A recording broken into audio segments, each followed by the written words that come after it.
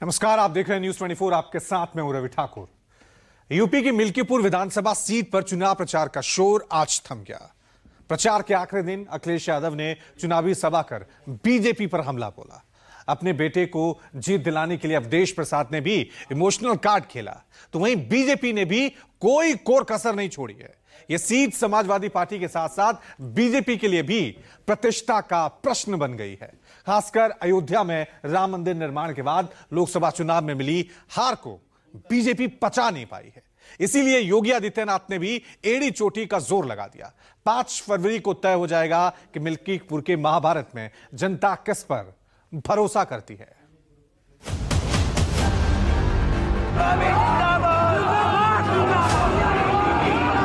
वो जानते थे कि मिल्कीपुर की जनता समाजवादियों का साथ कभी छोड़ नहीं सकती है, इसलिए उन्होंने चुनाव टाला। इनको गाजी और पाजी प्यारे हैं, इनको इसी मिल्कीपुर का मोइन खान प्यारा है, इनको कन्नौज का नवाब सिंह यादव प्यारा है।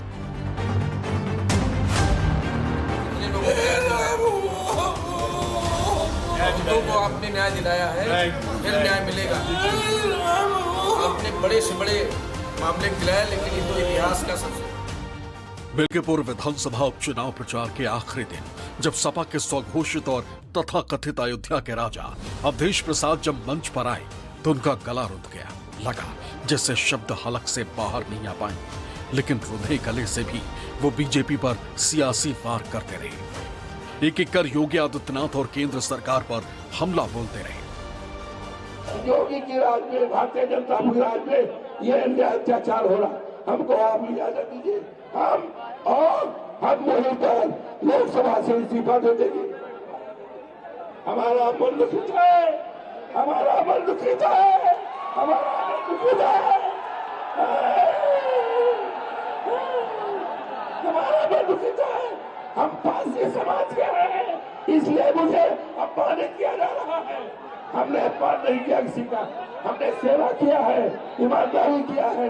हिंदुस्तान में मेरे पाया, हमने कभी घूस नहीं लिया है। हमारे बेटे हैं, हम चाहते हैं तो उसको डिप्टी कलेक्टर बना देते। एक बेटा है, हमने नहीं किया।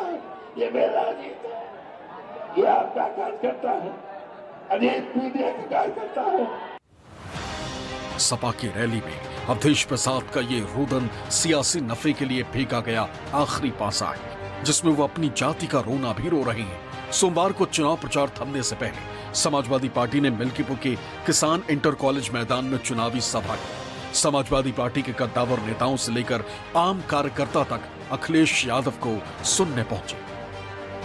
मिल्कीपुर का चुनाव तो है ही है, नई चुनौती भी है। ये चुनाव जनता बनाम शासन होने जा रहा है।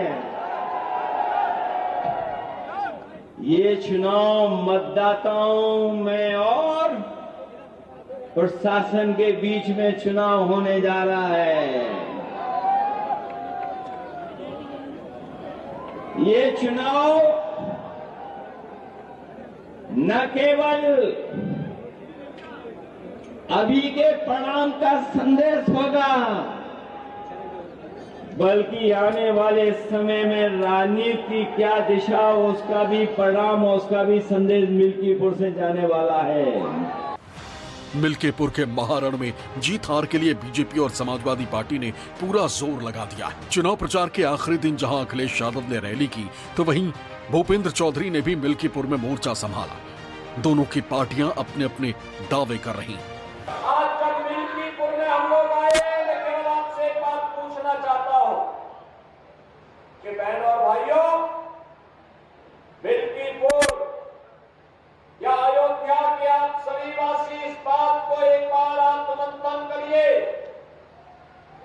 2014 के पहले का अयोध्या, 2014 के बाद का अयोध्या, या 2017 के पहले का अयोध्या और 2017 के बाद का अयोध्या,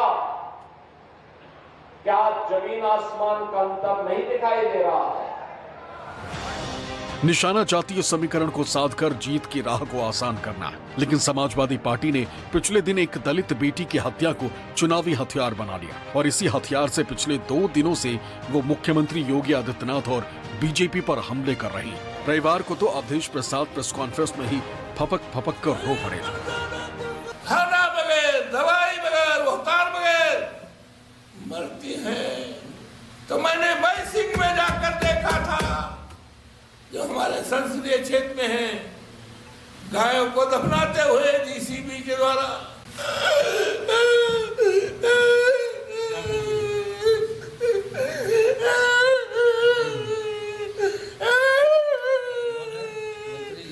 मेरा दिल नहीं कहता, मेरा दिल नहीं कहता। मंत्री साहस इतना बहुत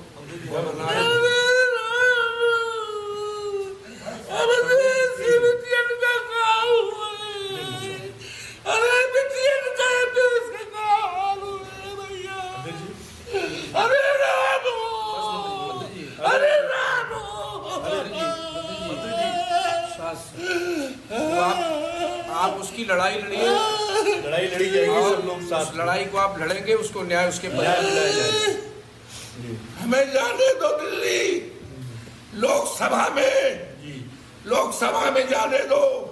मोदी के सामने हम बात रखेंगे, न्याय न मिला तो हम इस्तीफा दे देंगे, लोकसभा से हम इस्तीफा दे देंगे। अवधेश प्रसाद की आंखों से झरझर बह रहे आंसू दर्द की दास्तां कह रहे हैं या फिर वोटों का गणित बिठा रहे हैं, ये समझना मुश्किल नहीं है। इसलिए योगी आदित्यनाथ ने भी जवाब देने में देर नहीं लगाई। दलित बेटी की मौत को काउंटर करने के लिए बीजेपी ने समाजवादी पार्टी को कन्नौज की याद दिला दी।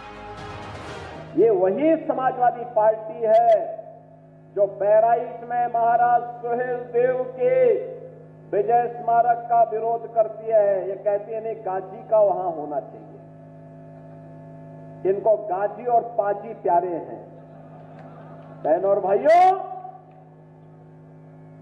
इनको इसी मिल्कीपुर का मोइन खान प्यारा है। इनको कन्नौज का नवाब सिंह यादव प्यारा है, जो एक बेटी की इज्जत के हाथ को बस सीधे सीधे हाथ डालने का काम करता है। अगस्त 2024 में समाजवादी पार्टी के स्थानीय नेता मोहित खान को एक नाबालिग के साथ रेप के मामले में गिरफ्तार किया गया था। इस मामले में समाजवादी पार्टी ने खुलकर मोहित खान का बचाव किया था। मोहित खान के साथ फोटो सामने आने के कारण अवधेश प्रसाद भी घिर गए थे। इसलिए योगी आदित्यनाथ ने उस मामले को अवधेश प्रसाद और समाजवादी पार्टी पर हमले का सियासी हथियार बना लिया। मिल्कीपुर में जीत हार का समीकरण कैसे तय होगा, इसे समझने के लिए आवश्यक है कि यहां के मतदाताओं के समीकरण को पहले समझा जाए। मिल्कीपुर सीट के जातीय समीकरण में अनुसूचित जाति की संख्या करीब 90,000 है। पासी 65,000, यादव 62,000, ब्राह्मण 63,000, क्षत्रिय 18,000, चौरसिया 16,000, मौर्य 12,000। इसके अलावा अन्य की संख्या 13,829 है, जिनमें कुर्मी, निषाद, विश्वकर्मा शामिल है। जब मुस्लिम वोटर्स की संख्या 31,000 है, यानी पिछड़ा, दलित और अल्पसंख्यक को मिलाकर किसी भी पार्टी की जीत की राह आसान हो जाएगी। पासी वोटों के समीकरण को देखते हुए समाजवादी पार्टी और बीजेपी दोनों ने ही पासी समाज से प्रत्याशी उतारे हैं। दोनों ही नेताओं की नजर पासी वोटों को अपने साथ साधने की है। इस तरह मिल्कीपुर सीट पर पासी बनाम पासी की लड़ाई बन गई। मिल्कीपुर की जीत और हार से मौजूदा विधानसभा में न तो समाजवादी पार्टी की सेहत पर कोई असर पड़ेगा, न इसकी जीत योगी सरकार के गणित पर कोई प्रभाव डालेगी। लेकिन जिस भी पार्टी को जीत हाथ लगेगी, उसके सियासी ताज में नया रंग जरूर जुड़ जाएगा। माना जा रहा है कि मिल्कीपुर की जीत से यूपी के साथ साथ देश भर में सियासी परसेप्शन जरूर बदलेगा। दरअसल 2024 के लोकसभा चुनाव में बीजेपी को फैजाबाद लोकसभा सीट पर समाजवादी पार्टी के अवधेश प्रसाद के हाथों हार मिली थी। वो भी तब जब चंद महीनों पहले ही अयोध्या में राम मंदिर का भव्य उद्घाटन हुआ था। प्रयागराज में चल रहे महाकुंभ के दौरान हो रहे इस उपचुनाव पर देश भर की नजरें टिकी और इसका कारण है मिल्कीपुर की जीत और हार से मिलने वाला पॉलिटिकल मैसेज। इसलिए अखिलेश यादव कुंभ के बहाने भी बीजेपी और मुख्यमंत्री योगी आदित्यनाथ पर हमले करने में पीछे नहीं। निष्पक्ष, मतलब न्यूज़ 24।